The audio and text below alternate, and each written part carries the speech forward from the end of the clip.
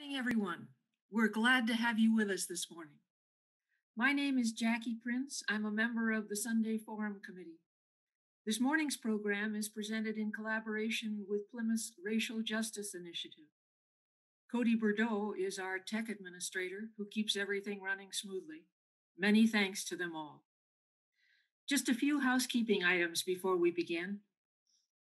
At the bottom of your screen, or on some machines perhaps at the top, you'll see the chat figure, a cartoon-like conversation bubble, which you can use to send a message to others attending this program or to Cody.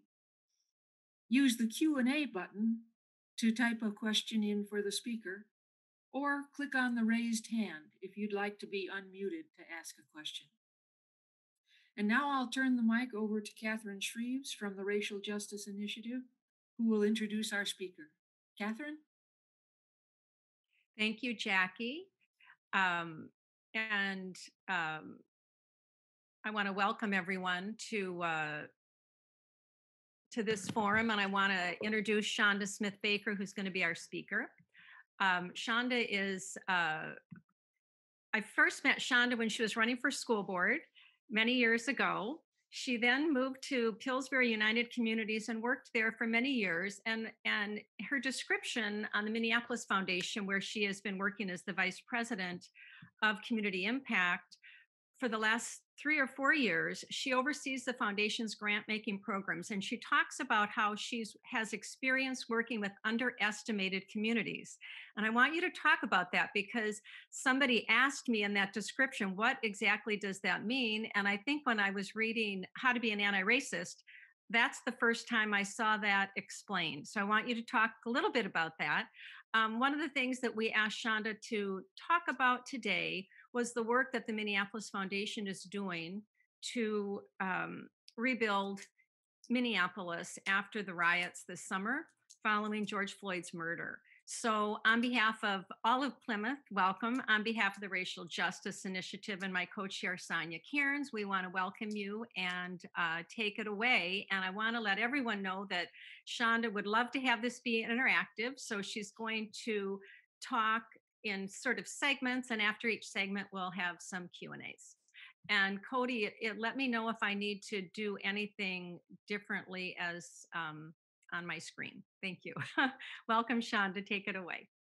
Thank you so much for the invitation. I did meet you when I was running for the school board, and I met the Cairns too, I think. Or John, I might have known you before that through my work through the schools, but I certainly appreciate the invitation, and I'm happy to be here on this beautiful Sunday morning. So let me just start. Catherine raised the underestimated communities, and I will start with why I say that. And I've been having that in my bio probably the last 10 years or so. And it really stems from how I grew up and where I grew up at, which is on the north side of Minneapolis, where I'm sitting right now. And on my maternal side, we have been here for generations. And growing up, being both a woman, being African American, and being from the north side of Minneapolis, there were always things to navigate around all of those. And I remember hearing quite a bit about how the north side was described, how people from outside my community would talk about the kids, right? Like, we need to interrupt, we need to make sure they're getting what they need. And we know that those things can be true. But I remember as a child thinking quite a bit around, do I need someone to come and save me? Am I headed to jail or the grave? All of the languaging that we use. Is my experience so significantly different than others that I'm not going to be able to be successful? And I remember sorting through a lot of that. And thankfully, I had my parents and others that were around me that helped me process what I was hearing externally. But in my experience and the number of people that I grew up with, that I graduated with at North High, or those that I was around from Henry High, there's so many of us that are doing fantastic. And I used to also, think, man, they sure underestimate this community. And so that's really where that comes from. And it is a big piece of why I do the work, is to understand the complexities that exist within all of our communities. That there's not communities that are all good, and there's not communities that are all bad. But what can we do to really understand and tell the truth of that community without erasing the assets and the beauty that exists within? So that's where that comes from. I've been at the foundation for 3 years. It feels like much longer than that. And I was at Pillsbury United Communities for 17 years. So I've spent my entire career working in the social sector. And so you kind of know where I'm coming from. It was also a sector that allowed me to raise my 5 kids, which we were discussing before you all joined us, and raising those kids in a community, 4 of which are African American men now, young men, has had its own set of challenges and realities and preparations in the ways that I've reacted and responded as a parent. And so when I come to work, whether or not it's Pillsbury United Communities or in any of the boards that I sit on or at the foundation, I'm bringing my background, I'm bringing my reality as a parent, I'm bringing my reality as an African American female leader into those roles. And so I want to say that because I think that it's important in terms of my lens and how I'm framing things this morning. Um, I'm going to start out a little bit. I'm going to talk about kind of where the foundation has been in the last 3 years, what has happened over the last 10 months, and then where we're headed. And so after each one of those, I will stop and see if there's any questions. And I'm kind of monitoring the Q&A and the hand raise. So if you do that, I'm happy to respond that way. So I came to the foundation at a really important time period, I think, in its sort of organizational life cycle, and that was it was getting ready to sunset its strategic plan. And so when I came in, our T. Ryback, the CEO there, we began to go down this path of coming up with a new strategic plan. And it was so nice and tidy. We were going to do it. It was going to be done in 6 weeks. We were going to have all our talking points. We were going to measure it tightly, and we were going to be off to the races. That's what we thought. And then we realized that RT and us and the leadership team together was actually a pretty dynamic bunch. And while we agreed that we wanted to get that framework going, the plan going, we thought that we needed to really spend significant time listening. We needed to really explore what were we willing to do as a leadership team. If we wanted to tackle disparities in the city, were we willing to have the harder conversations? Were we willing to push pause on things that we've done in the past? Were we willing to make the necessary pivots? Um, and were we willing to be honest about how the work has been, both, again, the complicated nature, right? That it's been very impactful, but have we been doing enough? And so that's essentially what we did. We went out, we listened to many, many people. We did surveys out to our donors. We did one-on-one with almost 100 leaders in the community in various sectors. We did listening sessions with our grantees. And we heard a couple of things. One is that we needed to continue to listen, that philanthropy was, um, in my language, but this is what I rolled it up to be, is that we were being complicit with the disparities that had been developed because we were not proximate enough. We were not valuing the leadership of the nonprofit sector and their expertise and what they brought into problem solving. That philanthropy had become so narrow in terms of its own theory of change that it wasn't allowing the sector to basically have the R&D area. How are we learning? How are we moving? And that essentially power and privilege was actually dictating how work was happening in community.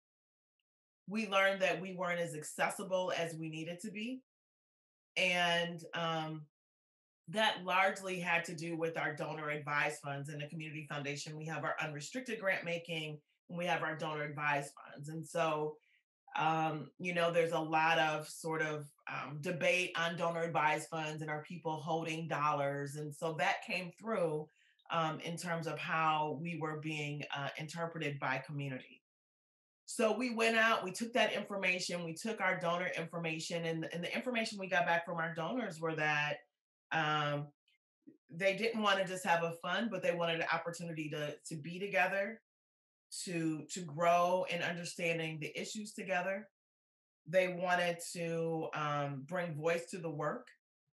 And so we really just took this wonderful sort of cocktail of feedback and brought it back and really just laid it all on the table and tried to figure out how could we make it work for us at the foundation. So a couple of things emerged from that. One is that we knew that we had all of these other ways of doing our work, but we largely described ourselves by donors, donor advised funds, and nonprofits and grants. But there was so much more that we had. We had an ability to influence.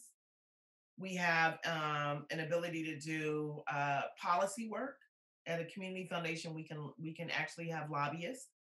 We could do research and put out and issue reports. We can be a convener. All of these other ways that we could bring in leadership into the field. And were we doing that in a way that we felt was significant enough for what we collectively had to offer, not just us as a team, but us as a community of generous people, both on the donor side and the community side, and a community of people that had a lot to contribute. Were we bringing that together fully? And we decided we were not. And so that's really the path that we've been down. I'm previewing a little bit. Some of you may have heard me talk about the framework, the strategic framework that we did come up with. We're doing a soft launch of that this week, so I'm giving you a little bit of an early preview on that. We also came up with these really incredible, I think they're incredible, new values. So we moved away from collaborative, integrity, those types of words, which absolutely still exist. But our new values, I just want to take a moment, if it's okay, and read them because I think they're fantastic. Change is personal. So we work to change ourselves through listening, learning, understanding, and responsive action. So we heard that from you all. We heard it from community. We needed to listen better. And so being in a listening stance moves you from being in a knowing stance. And I think that that is just phenomenal. Our internal matches our mirrors external, internal mirrors external. So, what does our desired external community look like, and how are we living and acting into that? Um, Equity is a responsibility. We see and remove personal and systemic barriers that hold inequities in place. That we're acknowledging that equity is a responsibility and it's an internal exercise. This is not something that we can just grant. We actually have to be willing to be in that work and to identify where we ourselves need to do more work to challenge our practices and our behaviors. And that if it's a responsibility, it means that we have to be willing to speak up when we see that it is not happening. Proximity is necessary. I love the word proximity. And if you know Brian Stevenson's work, he really makes that come to work. And Just Mercy, if you hear him talk about it, it pulls me completely in. But proximity is necessary. The closer that we get to an issue, the closer that we get to a community, the closer we get to a group of people, the more we can understand, empathize, and transform. And that our stance is that we can always get closer. We got two more. Civic participation is powerful. That when we look at what is our role in terms of civic participation, how are our donor community being civically engaged, and how are we supporting our broader community in engaging in civic issues? That power happens when we're all in it, when we're bringing all of that diversity into a mix and caring about how we all thrive in a community And so how can we have that as a value and move that forward? And then the last one, which I fought really hard for in our very dynamic debates, and that is hope is essential. And that recognizing the challenges of today does not mean that you cannot be hopeful for tomorrow. And that could not be more true than what we're experiencing right now in this last 10 months or so. Um, and it has just been an incredible time that could feel very hopeless to a lot of us and very confusing. And that we have to believe that something better can happen. And if we believe that, we will do different, give different, act different. And so those are our values. And I'll stop there. But there's another of other ways that we've been thinking about our work and how we blur the lines that were very siloed in the foundation between donors and the work that I lead in impact. How do we make sure that they're coming together in a more smooth, integrated way? And so we've been working very hard to do that, and we're up to the challenge. Um, a couple of things emerged as we were thinking about this new strategic direction, and I will touch on them and then we'll talk about them more deeply when we move to the next area. So, one of those are the One Minneapolis Fund, which was a fund that we established in, I think it was 2019. It might have been late 18, but it was designed to be a rapid response fund, a fund that responded to emergent needs that were happening in our community. So there was nothing necessarily that was happening in that moment, but we recognized that we had an annual grant round that happened once a year, and we had some other opportunities from our donors that were going out. But what happens if something emerges in the community? How can we respond in a way that engages donors that may not be at the foundation already, but allows us to be relevant and intentional with the community members that are in need? And so we established that fund. We seeded it with $1 million from the Minneapolis Foundation. And our first grant we put out area was around housing, and that was in direct response to the encampment that was happening along Hiawatha. The second fund was the Fund for Safe Communities. And that fund was established in 2018 following the Parkland shooting in Florida. And RT and others were down in Florida not long after that shooting had happened, that murder, that horrific school shooting happened. And we were watching the young people emerge in their leadership through that tragedy. And there were a couple of donors that we had that were very interested in establishing a fund. And so we established that fund to look at how do we bring youth voice, how do we think about stopping the violence, and how do we think about healing. That was that fund. And then the third thing that I'm really personally very excited about, I'm excited about all of this because it's all very exciting, but the podcast. So the podcast that I lead, Conversations with Shonda, at the foundation, kind of morphed. RT had an idea that I should be convening.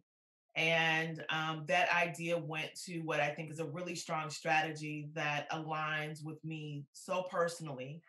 It allows for me to bring on guests where we can listen, we can raise issues, we can disagree, we can raise the human story to the issues um, that we have in our community. So I'm going to stop there and see if there's any questions, and then I'm going to go to what we've been doing over the last 10 months or so. I'm reading them.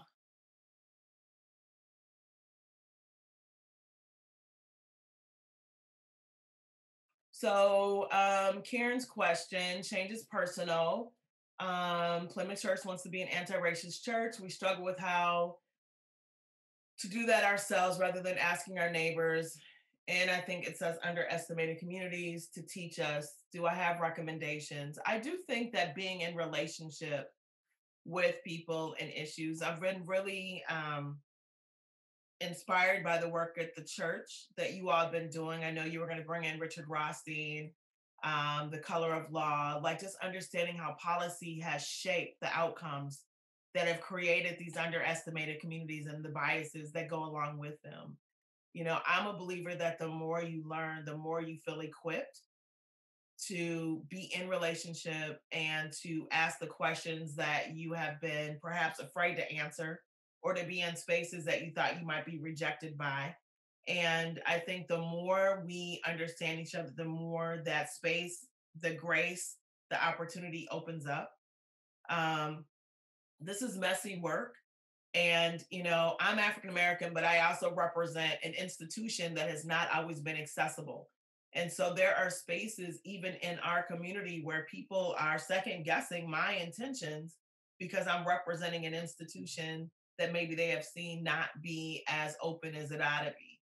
And I think the best thing I can do to build trust and my own capacity is kind of stay in the game and take the hits that come with it. And then I think if we're being consistent, not just me, but if we're being consistent, people will begin to see us differently. And when they see you differently, you hear things differently. And I think then it opens you up to make the type of changes that are desired. So I hope that's a solid response for that. Um, does the Minneapolis Foundation deal with the belief that the primary, hold on, I can't see it. I'm getting it. Hold on. Shonda, I'll read it for you. Okay. How does the Minneapolis Foundation deal with the belief that the primary problem in the Twin Cities is one of lawlessness? This is from Tom Anderson, who said he lives in an area outside of town where political positions staked out by legislative candidates. More conservative are saying that's the big problem. It is a big problem. um, it is a big problem. How does the Minneapolis Foundation deal with that perception or reality? I think, I think that we will see how this turns out. I also want to say that we are incredibly involved. I'm in calls all the time with city leadership and others throughout the city talking about this very issue and how we're going to act into it. I spent several hours on the phone yesterday talking with community groups that are emerging, that are responding to the surge of violence.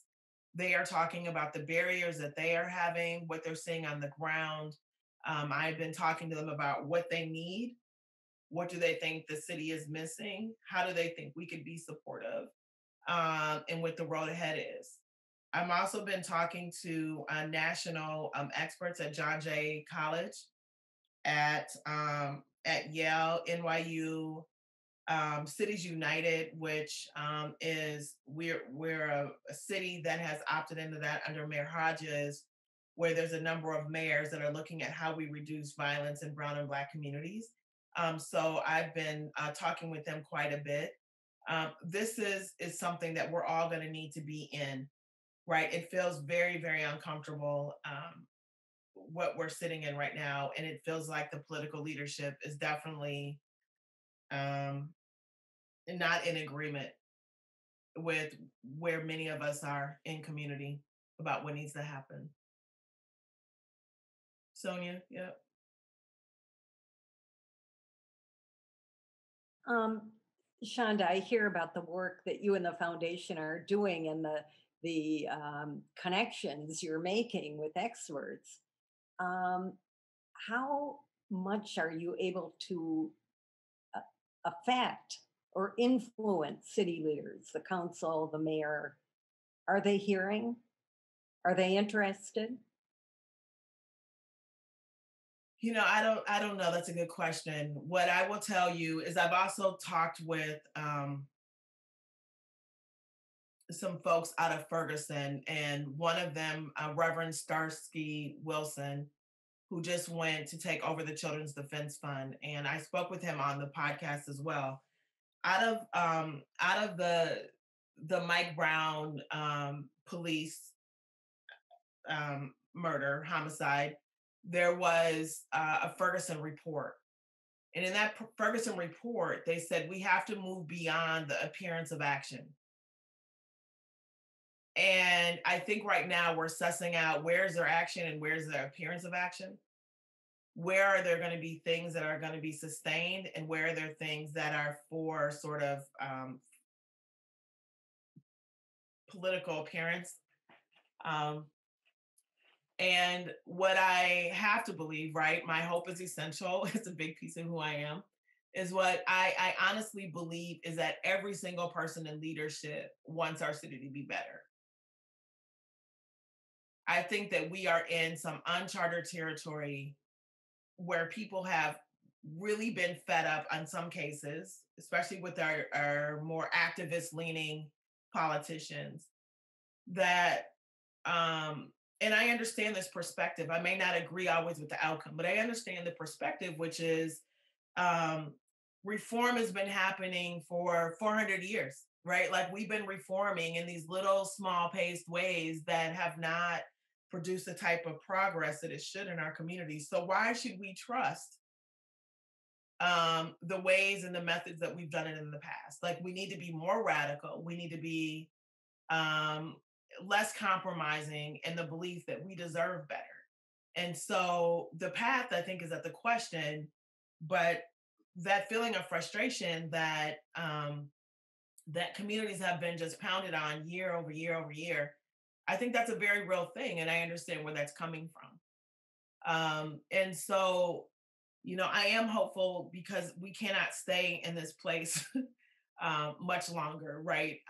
But this civic participation is necessary. We're all going to have to be in it. We're going to have to apply, hopefully, the right pressures. And when it comes to policing, I think we know, most of us, that it needs to change. Um, and hopefully, we can get to a place of change while bridging where we've been to where we desire to go. Right. And I've been involved in the policing work for a long time, it feels like. And there could be some opportunity here for communities to have the recognition that interactions with the police have not always gone well. Beyond the obvious videos and the murders that have happened, there's been interactions that have been complained about for years and years and years that have not been acknowledged, they have not been addressed, and that as a result of it, it is ending up with the loss of life. And we need to have that. We need to stop that. There needs to be justice. There needs to be accountabilities when that happens.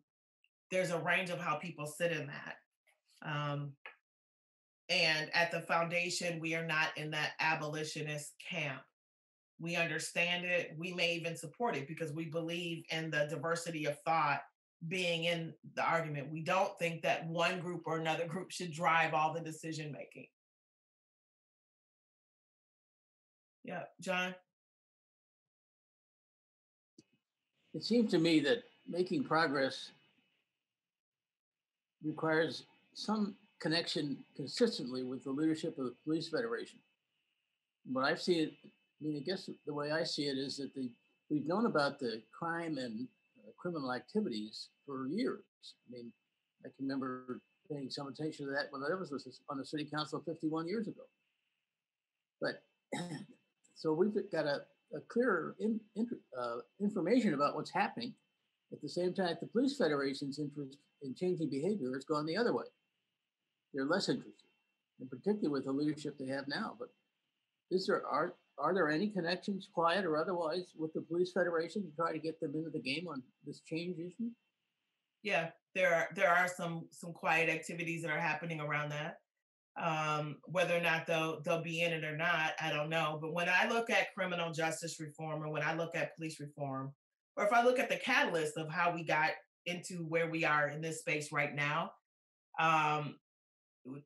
notwithstanding all of the other circumstances that have existed, but with George Floyd, when I think about the accountabilities around that, we have a reform-minded police chief that fired those 4 officers the next day. We have a federation president that came out and said we didn't have enough information. We have a judicial system that didn't charge them right away. We have a bail system that allowed for Derek Chauvin to get out, where that didn't happen with Muhammad Noor in the murder of Justine Rushek. He was denied bail. And so there is a whole continuum, a whole system that is in conspiring right, against justice at this point. And so the um, the union is one piece for long-term sustained change. I believe that.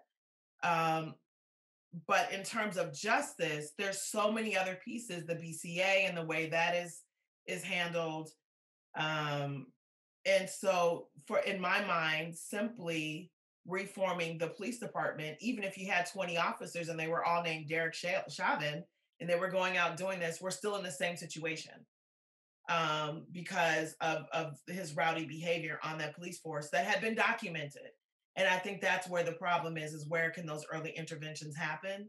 And so at the foundation, we are looking at, and and I failed to mention that there were two areas in our strategic framework that we wanted to put a stake in the ground. So the way that we talked about our work before was almost all of that work was happening through our grantees. And so we were saying, this is what we achieved. And it was in fact in partnership or through our funding with our grantees. Now, what we're saying is that we're actually owning and going to measure our own leadership. And we're putting a stake in the ground on two issues. One is education, so reimagine education, and the other is on criminal justice reform. And so we had decided that a couple of years ago, maybe a year ago, that it was codified by our board and that we were looking at that continuum. So we did put out a report on how the bail system works here. We have been growing in this work when this happened. And so we are expanding it just a little bit because we were looking more kind of at the state level, and we think we still have to do that. But I am in regular conversation with our police chief and our mayor on these issues. Okay, I'm going to go quickly to the next section that I want to talk about is the last 10 months. um, we went from the Drake fire to a pandemic to George Floyd. Um, and the last two we've gone through while retooling our entire foundation and how our staff are working, as many of us have. And it has not been an easy time period at all. And many of us are dealing with significant loss, personal loss. I talked about my kids. I had two two graduates, a high school graduate, a college graduate. I had a son that was getting married. So there's loss that goes along with that, loss of friendships, everything. And so we have been going at it. And so I'm gonna the one Minneapolis fund that I mentioned that we were gonna use as a responsive fund, who would have thought we would have needed that fund like we needed it in this year when we started it?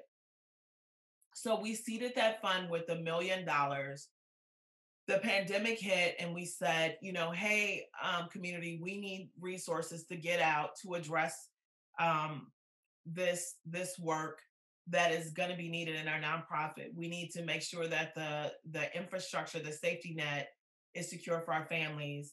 And between April and May, we distributed almost $2 million out of that fund. And we did it very quickly. We did it with the low barrier application, and we got out there. And grants were going to places like Volunteers of America, who had congregate housing for young people coming out of jail, for our senior populations. They needed to pay hazard pay, they needed PPE equipment, they needed all kinds of stuff to just keep those services going. And so we were able to get money out the door pretty immediately. We also did a rebuild out of that fund and distributed another $1.7 million out of that fund that went to intermediaries, if you will, the Lake District Council, LISC, places like that that could get money out to businesses. And so we did another $1.7 million out the door, and then plus the 500 that we had distributed for housing that I mentioned earlier. So we have put almost $4 million out the door on a fund that we started with $1 million. I think that's extraordinary.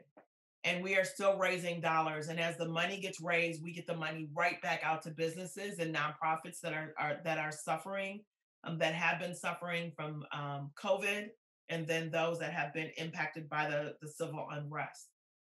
The other fund that we had that I mentioned was the Fund for Safe Communities. So that fund we had started again after the Parkland shooting.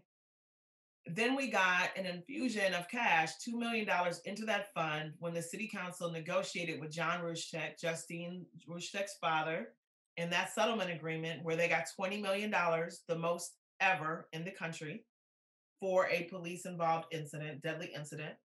That family in their negotiation agreed to put $2 million into our fund for safe communities. And we have also been raising money into that fund to do work following the civil unrest. So we have put out 2 grant rounds. We've put out, I think, nearly $1.5 million into community to look at stopping further violence, issues to support systems change in either improving safety or policing. And then the last one in healing and reduction of trauma. And so those are the 3 areas in that fund.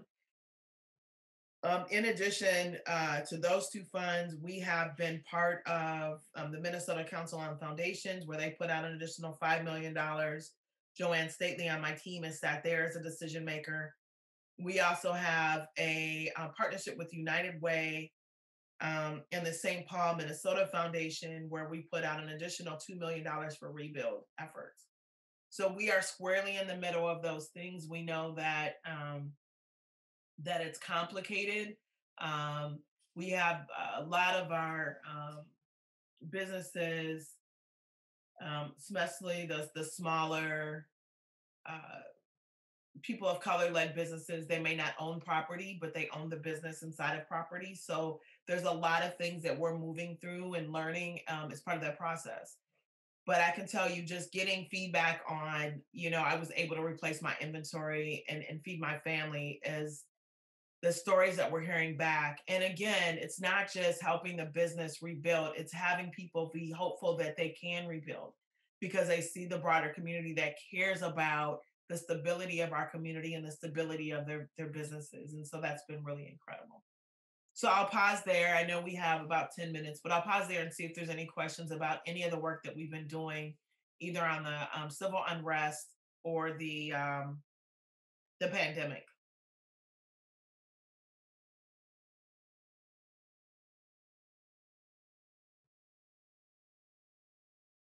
Okay, John.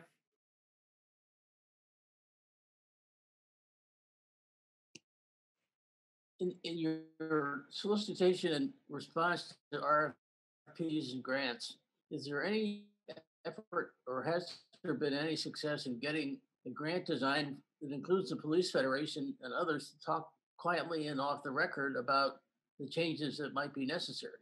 And so, are the Federation involved at all in any of these grants? They have not been involved in the grants, but it doesn't mean that they're not involved in the way that we're trying to influence and the way that we're convening tables. So I wanted to separate those 2 things.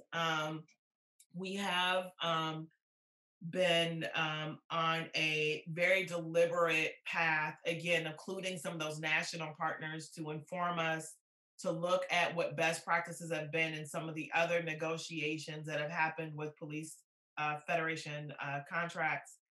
Um,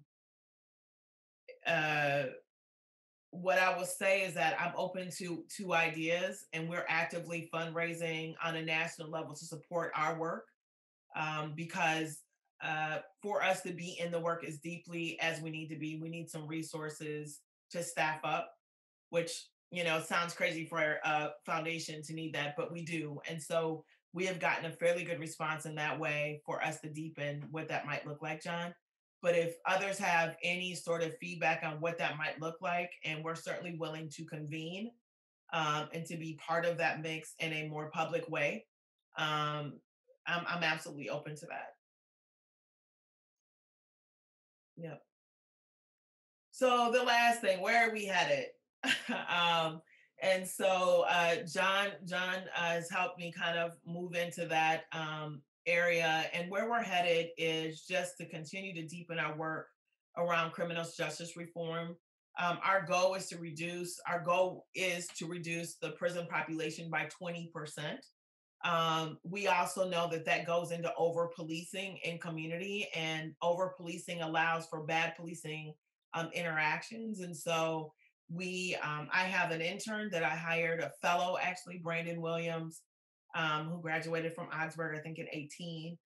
He's phenomenal. We have an advisory of mostly under 30 young emerging leaders, African American, from our communities that have had their own experience with policing, their own experience with violence in community, that are helping to inform this work.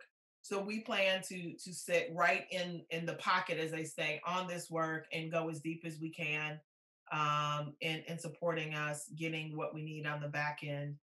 Um, so we're doing that. I mentioned Reimagine. We're working with the governor, our attorney general, and others, looking at how we might do that work better.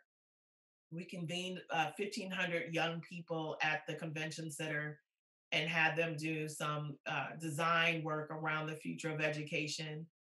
And we also convened superintendents and teachers and others and produced a report. And we took the information from both of those reports, and we're going to use those for our new grant guidelines that are going to focus on largely building in youth and parent voice, focusing a lot on inclusive school culture, are kind of the headliners. So again, early preview to you all on here on where we're headed there. You will continue to see us convening, and the word convening means anywhere from the 1,500 students that we convene to the tables that John is talking about, where we might need to get community members, representatives from the Federation, someone from the city, someone from the Public Safety Commissioner's office, or whatever it is. That there's small tables that we're always convening that are not always public, but I think that they have been impactful. And so we've done that around some of the bail reforms and other things that we've been working on.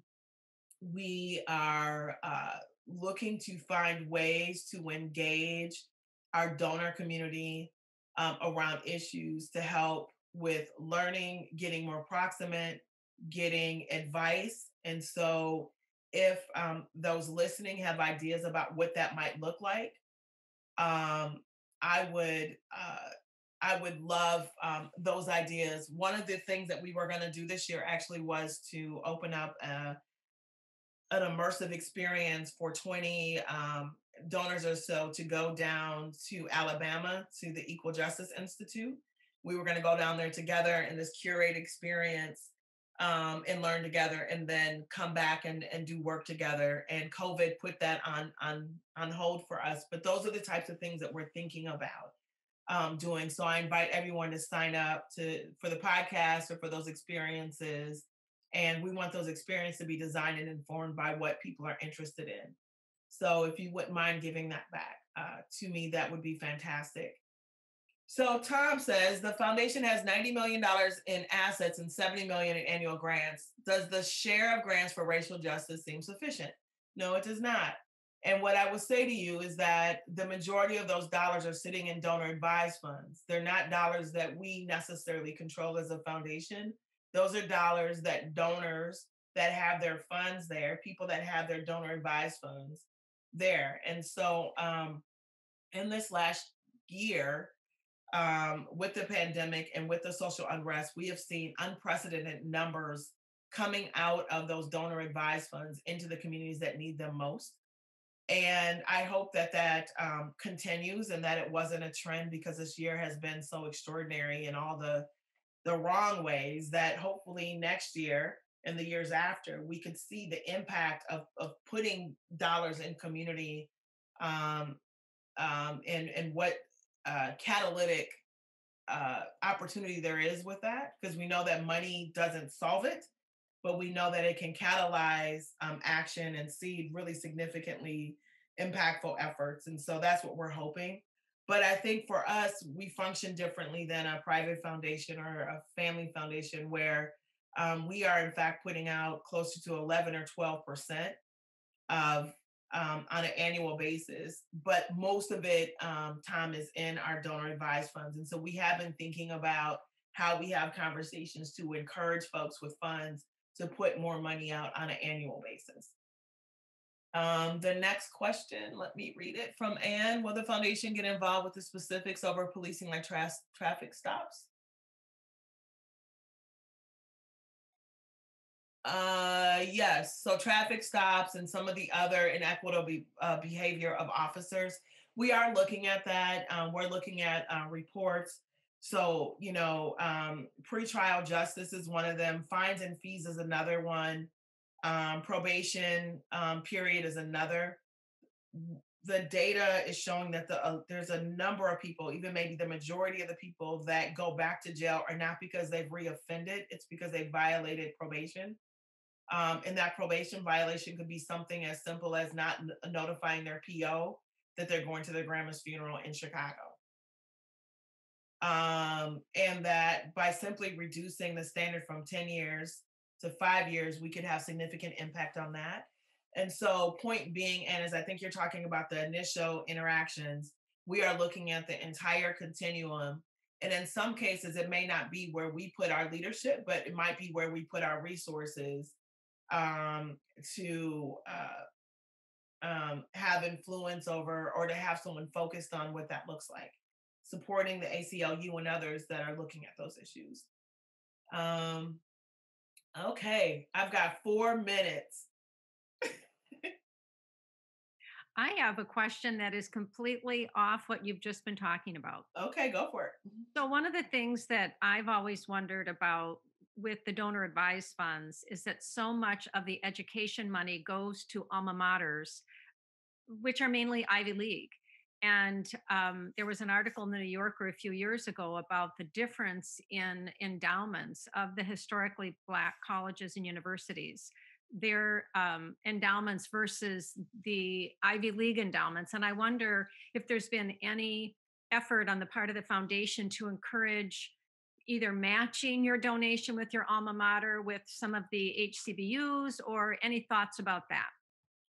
We haven't done anything. That's a good idea. I know that it's been a big conversation of late. What I will say about the donors that give um, in that way is that I think that there's a way to designate dollars within those gifts for local students that have the academic appetite and are qualified to get into those schools but can't afford them. So could you designate scholarship from here for kids that wouldn't have access? As a former nonprofit leader, there are so many smart folks that are leading in small organizations that could never have access to the Stanford, Harvard, Yale executive programming that is offered, that allows for new learning, new relationships, new experiences. I think that there's a way to designate dollars or to support people into those programs. I was fortunate that I had a donor that did that for me. So I was able to go to a Harvard program for 3 years. But that was something that I really, really wanted and could not afford to do either personally or through Pillsbury United Communities. So I think that there's a way within where you're giving to think about how you can do that in a more equitable way, or where you can create access for people from this community. And I love kind of problem solving in that space if that's something that people are interested in thinking through. Yep. I got 1 minute. I've got very direct instructions. I really appreciate having this conversation. I can't see the audience, so I hope that this was pleasing. I can see Catherine head nodding and John and Sonia every now and then talking. I think it's favorable. But It was wonderful. And I don't know, Sonia, if you'd like to close us out. Shonda, thank you so much. you're welcome. You got it. I'd like to go back to the question that Karen asked in the very beginning about personal change. It is a big issue that Catherine and I and racial justice are working on. And we are now formulating an idea around having people in the congregation give personal testimony about where they are on racial justice. Can you see that as having legs, or do you have any thoughts about how I we think might it's happen? Yeah, I think it's a fantastic idea. I think we learn from each other, and the more we see the bravery of each other or the examples, right? Like, it's just everyday people that have made, significant difference in our country. And sometimes I think we have to be extraordinary to get out there and do something, or we might think that something that seems so natural isn't a big deal, but it can inspire someone else. So I think it's a fantastic idea. Okay. Barb Iverson and Hazel, you're listening to that. Thank you. You're welcome. You're welcome. I hope you all have a fantastic service today. I appreciate being welcomed into your space again. And the Minneapolis Foundation and me and the team are here to be of service. So please call on us. Thank you, Shonda. And hopefully, we'll be able to get Richard Rothstein here this year. And when he does, we welcome you to come back and introduce him. I would love that. And if any of you haven't listened to Conversations with Shonda, her award winning podcast, it's fantastic. And she did do an interview with Richard Rothstein this spring after he was, when he couldn't come to Plymouth. And so, anyway, thanks again. Have a great day, everybody. Thank you. Thank you, Chandra, for sharing your insights with us. And thank you all for being here this morning. The forum is held each Sunday at 9:30, and next Sunday, Dr. Yvette Erasmus, a psychologist and sought-after expert on relational intelligence, will talk to us about how core principles of nonviolence can help us to master our inner selves and interact with the world around us with integrity and compassion. This program will be presented in collaboration with the Board of Spiritual Formation. To join the conversation next week or to learn about future Sunday forums, you can go to the Plymouth website, plymouth.org.